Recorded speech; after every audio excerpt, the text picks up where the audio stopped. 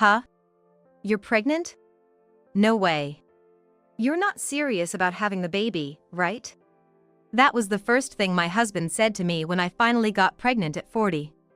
Having a baby at your age, that kid's definitely gonna be defective. I can't deal with raising a child like that. With those words, he left me. 30 years later, I randomly bumped into my ex-husband on the streets. Looking exactly the same. Is that defective daughter of yours even alive? Well, even if she is, she's probably unemployed, right? He could afford to spew such nonsense only for so long. Because my daughter turned out to be an admirable. My name is Catherine Smith. I'm turning 70 this year. Today, I'd like to share a story about how my dark past was cleansed. Back in my youth, I was what you'd call a career woman, working in a male-dominated company, competing with men in sales. Of course, there were those who resented me, but I didn't care and strove every day to be the top salesperson. Being tomboyish by nature and constantly competing with men, I didn't have many men approaching me, but that didn't bother me at all. Work was my everything. However, my parents were quite traditional and believed that a woman's happiness was in marriage, so they took me to matchmaking sessions time and again. At a party I was invited to by a colleague, I met Michael. He was planning to start a business and found my dedication to work impressive. "The future is for women to work hard too," he said, acknowledging my dedication. At a time when it was still frowned upon for women to work so hard, it was probably inevitable that I was drawn to Michael, who accepted me for who I was. We continued to date smoothly and decided to get married. I was 30 and Michael was 28 at the time. I guess you could call me the older wife. After graduating from a prestigious university, my husband Michael landed a job at a renowned company. But he declared he had a dream. And with that, he quit to start his own venture. It was quite a gutsy move, especially since he didn't rely on the knowledge or technology from his previous job, but chose to start a business in an entirely different field. At that time, I had no knowledge of entrepreneurship. My only aim was to get a job and work my butt off. That's why, when Michael shared his firm resolution to start a business, I must admit I was taken aback by his masculinity and thought it was cool. When I'd come home after work, he'd tell me things like, "I tried this out today," or "This is my goal, and this is the issue at hand." I didn't quite grasp all of it, but I enjoyed listening to his work stories. Living a monotonous daily life and striving to excel at my job, I found Michael's tales exciting and appealing. Then, a few years passed. And one day my company held a family social event. It was a weekend gathering where employees and their families came together for a barbecue to deepen our connections. At this time, Michael's business wasn't doing so well, nearly at the brink of closure. Looking for a change of scenery, I invited Michael to the family social, and he was thrilled to join. But during the barbecue, a close office assistant approached me, asking if Michael was drunk, expressing concern. Michael can handle his liquor. And doesn't change much when he's drunk. What happened? I asked, puzzled. The assistant told me she was worried because she saw Michael arguing with Ms. Smith from accounting. Arguing with Ms. Smith? Concerned, I rushed over to Michael and heard him saying, "But it's the truth, isn't it?" I quickly pulled Michael away and apologized to Ms. Smith for the disturbance. Later, I went to Ms. Smith to get the full story, and it turned out Michael had said something offensive about factory workers, suggesting it must be tough. I apologized deeply to her and thankfully, she forgave us. However, this discriminatory remark by Michael wasn't entirely surprising. Yes. Michael always took pride in graduating from a prestigious university, landing a job at a renowned company, and even starting his own business. He had a tendency to look down on others based on education and background. As someone with limited dating experience, I did feel a bit off about his remarks, but also felt proud when he said that me being a woman did not stop me from graduating from a prestigious university and competing in the male-dominated workforce. Despite some issues, we were living happily as a couple. Yet, we had another worry. We were having trouble conceiving a child. At that point, I was still working hard and wasn't too stressed about it, thinking it was something we couldn't control. But as I reached my mid-30s, the situation felt more pressing. Even so, I thought that if worst came to worst and we couldn't have kids, living a peaceful life just the two of us wouldn't be so bad. However, Michael seemed to have a different view. He began to express frustration about not having children yet. "It's embarrassing that we don't have kids at this age. Everyone around us has at least two. It's inconceivable that I'm the only one without any." That remark was what was truly inconceivable. In my mind, I retorted. It seemed Michael had a clear life plan. Marry a woman with superior genes in his 20s. Have 2 kids by his early 30s. He says this is the path that successful people take. A plan I had never heard of. But Michael seemed to live by it. In my 20s, I met and married Michael, who deemed me to possess superior genes. The plan was progressing smoothly until it hit an unforeseen snag. I was supposed to have born 2 children by now, yet conceiving had become a challenge. This displeased Michael.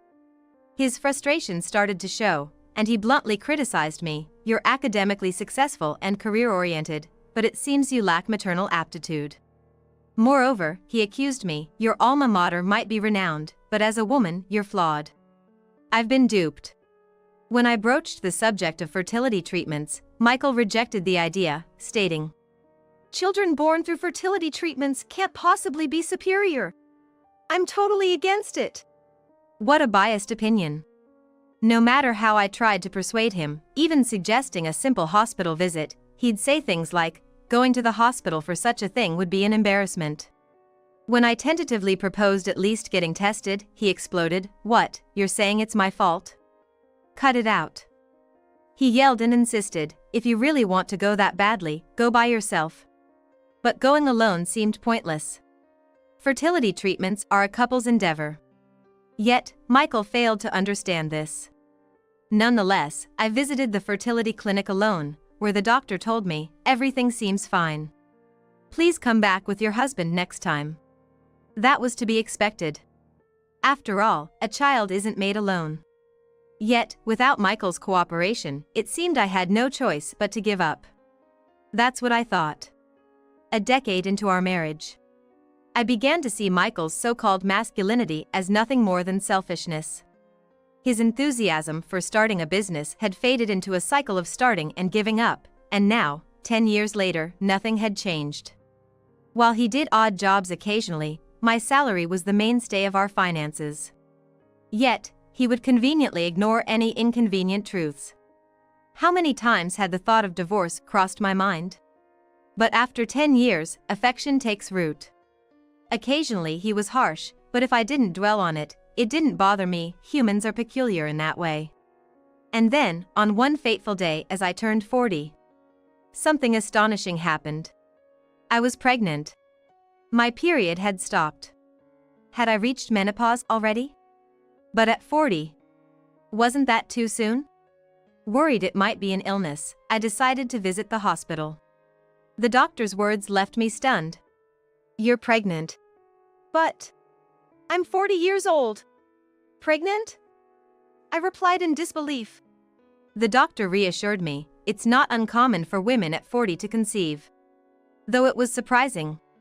The doctor continued, "There are risks compared to younger mothers, and there are precautions you'll need to take, but many have healthy babies." Encouraged by the doctor's words, I was elated at the prospect of having a child. Surely Michael would share in my joy. Full of excitement, I reported the news to Michael. However, his response was utterly unexpected. "What? You're pregnant? That's gotta be a joke. You're not seriously considering keeping it, are you?" Michael's unexpected words left me speechless and dumbfounded. But without a hint of concern for how I felt, he continued, "Having a baby at your age, that child is definitely going to have issues. Raising a kid like that is just something I can't handle. If you insist on going through with this, then it's divorce time." That's what he said to me. It felt like a hammer blow to the head. This was the child I had longed for.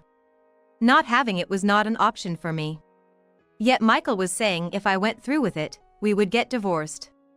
It turned out that to Michael, I was not someone to be loved, but merely a tool for producing superior children. Sure, after 10 years together, some affection had developed, but if I had to choose between Michael and my child, there wouldn't be a moment of hesitation. I'd choose my child. I could get by without Michael just fine. In fact, it would probably be harder for him than for me. With that in mind, I declared to Michael, I am absolutely having this child. The next day, he slapped the divorce papers in front of me. He was serious. But my decision was unwavering. We were going to divorce. As I filled out the divorce papers, Michael said to me, from now on, stay out of my life. So that's how it would be until the end. What were those 10 years for, I wondered. But I too had no desire to have anything more to do with such a man. I gave up any claim to alimony and child support and decided to go back to my parents' house. I was anxious about whether I could continue working in sales while pregnant, but the company appreciated my years of hard work and asked me instead to train my junior colleagues internally until my maternity leave, which I was grateful for. Michael had been cruel, but I was surrounded by understanding people who encouraged me, and I gave birth to a healthy girl, Mindy. Despite the worries of a child born to an older mother, Mindy grew up well-nourished. With love from me and my parents, becoming a thoughtful, beautiful, and kind girl. Raised freely, she became a curious and lively child. Fast forward 30 years. I'm now 70. And Mindy is 30. An independent and successful adult. I've lived happily without a single thought of Michael. Then, one day, I was stopped by a familiar voice on the street. Hey, is that you, Catherine? Michael? Yes, it was that detestable Michael. What's with you, looking all scruffy like that? Michael approached with a sneer. Just turned into an old lady, huh? I guess taking care of a kid with disabilities is tough, right? He assumed Mindy was disabled, hurling the same old insults at me as before. After our divorce, I remarried a woman 10 years younger. Looks really are everything with women. Turns out education didn't matter at all. Michael bragged, unasked, about his life post-divorce. After our divorce, I remarried a woman 10 years younger. Looks really are everything with women. Turns out education didn't matter at all. Michael bragged, unasked, about his life post-divorce. Got a daughter too, and unlike your disabled kid, mine's a beauty and pretty smart, too. She got the best of my brains and her mom's looks. What do you call it? Winning at life? We're out shopping together today. Dumping you was the best thing ever. Otherwise, I'd be stuck with you and that gloomy child of ours, can't imagine that. Oh man, I'm so glad. Sure has a way with words, doesn't he? There are plenty of things I'd like to say back. But arguing with such a person is a waste of time. Taking my silence as consent, Michael's chatter didn't stop. I wished he'd just go away if he was out shopping with his daughters. Just then, when I was thinking that, a woman in a deep hat and mask approached from behind. Mom? What are you doing? Yes. It was Mindy. Do you know this person? She asked about Michael. I hesitated, unsure how to respond. I hadn't gone into detail with Mindy about her father. I had always intended to explain it properly, but Mindy had always said there was no need to force the topic. And she had never met him. I was still contemplating what to say when Michael, grinning, said, "Oh, looks like you can go outside, huh? Must be really ugly under that mask." Now he was attacking Mindy. I wouldn't stand for Mindy being attacked. I was about to argue back when an unexpected person did it for me. Hey! Where did you disappear all of a sudden? You're supposed to be carrying our bags. Natalie. The voice belonged to Michael's daughter, apparently named Natalie. Michael had been proudly talking about his new family, but it seemed they only saw him as a porter. Hearing this, Mindy murmured, "Wow, to think that guy is my father." What? Mindy, how did you? I was shocked. She laughed and said, "When he's talking that loudly, it's hard not to hear." Then Natalie, who had overheard, pushed Michael aside and rushed to Mindy, asking, "Could you be Mindy? I'm a huge fan. Could I maybe get your autograph?" She was excited. Indeed. My daughter Mindy is an actress. Curious and eager, as a child, she held a flyer for a child actor audition, her eyes sparkling as she negotiated with me to apply. I thought she wouldn't get in, but let her apply anyway, and to my surprise, she was accepted. From there, Mindy worked hard and steadily, and, though I'm her parent, it's fair to say she's become a top-notch actress. And shockingly, Michael's daughter Natalie was a big fan of Mindy's. Watching all this, Michael flipped and started to brag, "Hey! Mindy's my daughter. She's doing great.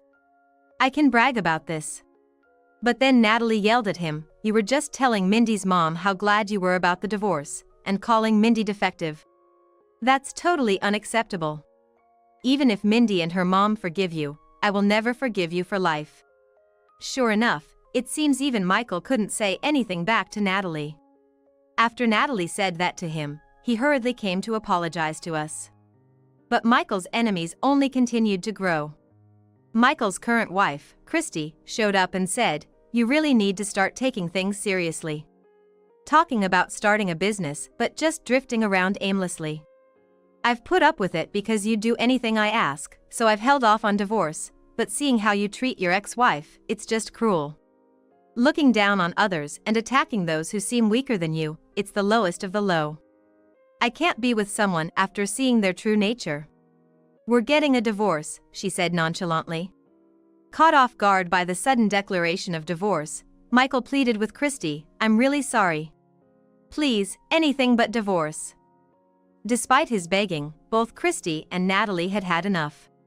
Realizing pleading with them was useless, he turned to Mindy and said, "Please forgive my earlier rudeness. I'm terribly sorry. Could you please ask Christy to forgive me? I'm sure if you ask them, they'll listen to you. Help your dad out." It's amazing he could say such a thing after all that berating. Or rather, Mindy doesn't even consider this man her father. And why should she have to make such a request in the first place? As we stood there dumbfounded, Michael began to apologize, crying. "It was embarrassing and attracting attention, so please stop." Maybe sensing how we felt, Natalie told us, "I'm truly sorry for the trouble he's caused. I promise you, I won't let him claim to be Mindy's father. Go on, please leave. We'll handle this from here." Then, she secretly said to Mindy, "But I was really glad to meet you. I'll continue to support you." It seemed like Mindy was a good kid after all. We said goodbye to Christy and Natalie and left the place. Later on, I heard that Christy did go through with the divorce from Michael. He cried and threw a fit until the very end, not wanting a divorce, but how could anyone stay after seeing his true colors? In fact, I was almost impressed he'd managed to hide his true self from Christy and the others for so long. After the divorce was finalized, Michael was saddled with alimony, adding debt to his already incompetent life management, and he disappeared. I worried that rumors might spread about Mindy, but he was too down to cause any more trouble, thankfully. I know all this because Natalie apparently told Mindy via DM on social media. He turned out to be a terrible man, but it just goes to show, you reap what you sow. I will continue to fully support Mindy and live my life with gratitude to those around me. Now, the movie where Mindy is the lead is about to start. She's playing a lawyer who cuts down the evils of society. I'm looking forward to it.